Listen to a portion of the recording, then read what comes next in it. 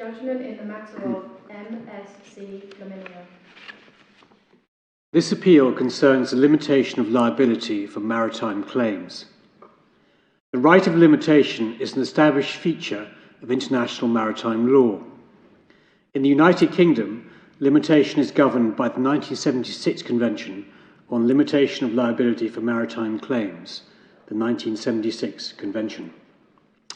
The appeal addresses the circumstances in which the charter of a vessel may limit its liability in respect of claims made by the owner of that vessel. The claims which are sought to be limited arise out of an explosion and fire occurring on board the MSC Flaminia, the vessel, on the 14th July 2012. This was caused by autopolymerization of the contents of containers laden with divinyl benzene, or DVB. Extensive damage was caused to the vessel and to the containers on board. The owner, Conti, sought to recover its losses from the charterer, MSC. The London Arbitration Tribunal awarded Conti around $200 million in respect of damages for the shipment of a dangerous cargo and outstanding hire. MSC issued limitation proceedings seeking to limit its liability. The claims which MSC sought to limit under the 1976 Convention were 1. Payments to national authorities for preventative measures taken to guard against pollution from leaking oil in their territorial waters, 2. The cost of discharging sound and damaged cargo and of decontaminating the cargo, 3. The costs of removing firefighting water from the holes, and 4. The costs of removing waste from the vessel. The judge held that all the costs claimed were incurred to enable Conti to have the ship repaired or as part of the cost of repairs. In these circumstances, both courts below held that there was no right to limit, but for differing reasons. Under the 1976 Convention, shipowners are entitled to limit their liability, Article 1.1, and the shipowner means, quote, the owner, charterer, manager and operator of a seagoing ship, Article 1.2. The right to limit is given in respect of specified types of claim, Article 2.1, and in particular, claims for damage to property occurring on board or in direct connection with the operation of the ship, Article 2.1a. As a matter of English law, it is well established that there is no right to limit liability in respect of claims made by a shipowner for loss of or damage to the ship itself. The issues on the appeal are 1. Whether, as held by the Court of Appeal but not the judge, there is a further and wider principle that there is no right for a charterer to limit its liability in respect of claims made by an owner for losses originally suffered by the shipowner as opposed to recourse claims, and 2. Whether the claims for limitation made by MSC fall within Article 2.1 of the 1976 Convention, and if so, whether the fact that they result from damage to the vessel means that there is no right to limit.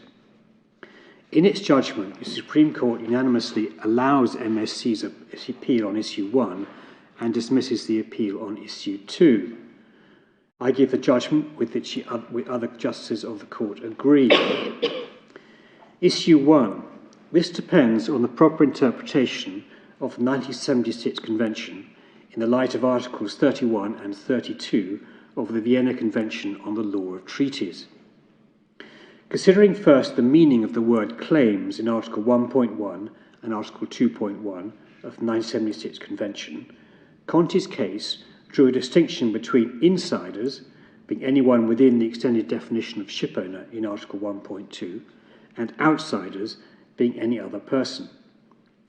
It contended that, where claims are made by an owner against another insider, the word claims means claims other than in respect of losses originally suffered by the owner itself, the original loss qualification. However, claims is a defined term under the 1976 Convention. It means claims which are specified in Article 2 to be subject to limitation of liability. None of those specified claims differentiates between whether the claims are made by owners or other insiders, or whether they are made against owners or other insiders. Secondly, Conti's case involves reading in qualifying words, i.e. the original loss qualification. Thirdly, Conti's case involves the word claims having a different meaning in different contexts. Fourthly, it involves a striking asymmetry between one type of ship owner, namely the owner, and all other types of ship owner, namely the charterer, manager and operator. Yet under Article 1.2, they are all equally defined as being a ship owner without any suggestion of differential treatment. In relation to object and purpose, the general purpose of owners, charterers, managers and operators being able to limit their liability was to encourage the provision of international trade by way of sea carriage. The main object and purpose of the 1976 Convention was to provide for limits which were higher than those previously available in return for making it more difficult to break the limit. Conti contended that there are further aspects of object and purpose to take into account, and in particular that the main purpose of limitation is the protection of ship owners, that limitation has never been available in relation to claims made by ship owners, that this was clearly the case under the 1957 Limitation Convention, and that there was no intention to change that in the 1976 Convention. For reasons set out in the judgment, the Court doubted or qualified each of these contentions, and concluded that these further aspects did not assist Conti's case, still less did it justify glossing or qualifying the word claims. Finally, the Court rejected Conti's submission that it would be absurd or manifestly unreasonable to allow its claims to be limitable, as it would result in paying its claims from a limitation fund it had itself established. First, most owners' claims will be for damage to the ship and consequential loss resulting therefrom, which are not limitable. Further, even on Conti's case, there will be circumstances in which the person who puts up a fund has to claim against the fund, as for example, where the bills of lading are charterer's bills, and it is the charterer who puts up the fund. Secondly, insofar as the owners have claims for cargo or other property loss or damage, then those are claims which are appropriately to be made against the fund. They are in the same position as all other property owners who share equally in the fund. There are, moreover, unreasonable consequences which result if Conti's case were correct, such as the resulting asymmetry, and there are also definitional difficulties. For all these reasons, the Court concludes that a charterer can limit its liabilities for claims by an owner in respect of losses originally suffered by the owner itself. Issue 2. Article 2.1a provides that a claim in respect of, quote, loss of or damage to property occurring on board or in direct connection with the operation of the ship and consequential loss resulting therefrom, close quote, is limitable. MSC argued that Conti's claims in this case were all consequential losses arising from the initial loss of and damage to the cargo of DVB, which caused the explosion and fire, and so are limitable as consequential loss resulting from cargo damage. This, however, introduces a causation issue which is not relevant to the application of Article 2.1a, which is concerned with the nature and characterization of the claim being made, not the underlying cause or causes of that claim. The claim being made is for damage to the ship, not damage to the cargo. It is for the consequential loss suffered by the ship owner, not that of any cargo owner. If the claim is for consequential losses resulting from damage to the vessel, then it falls outside Article 2.1a.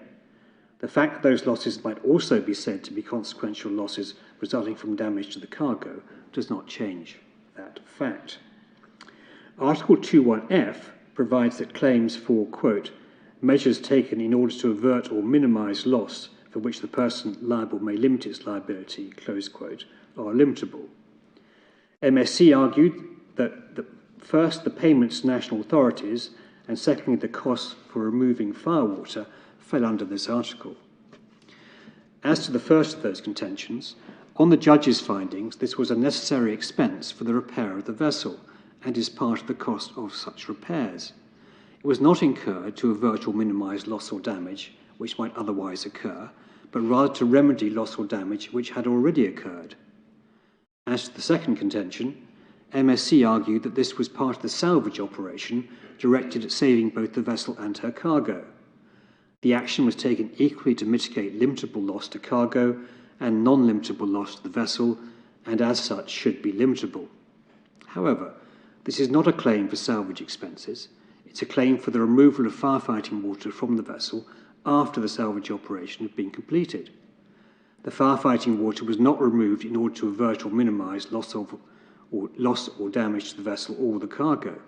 On the judge's findings, it was removed in order to enable the vessel to be repaired. That is not a mitigation cost under Article 2.1f, it is a repair cost. Article 2.1e allows limitation for claims for, quote, the removal, destruction, or the rendering harmless of the cargo of the ship, close quote.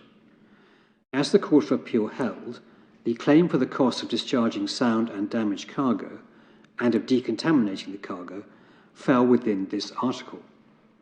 The key issue is what is the position if the costs in question are incurred in order to repair the vessel and, as in this case, are part of the cost of the repair of the vessel. Does the fact that the claim is one for damage to the vessel mean not only that Article 2.1a has no application, but also that none of the other paragraphs of Article 2 apply, even if the costs claimed fall within their wording? The Court concluded that Article 2.1a does not have this effect. It is not a general but unstated exception to the whole of Article 2.1. Further, if a claim which is consequential on damage to the ship is never limitable, then that would exclude many claims which otherwise fall within the terms of Article 2.1, given that limitation generally arises after a marine casualty, where many costs and expenses must result from damage to the ship.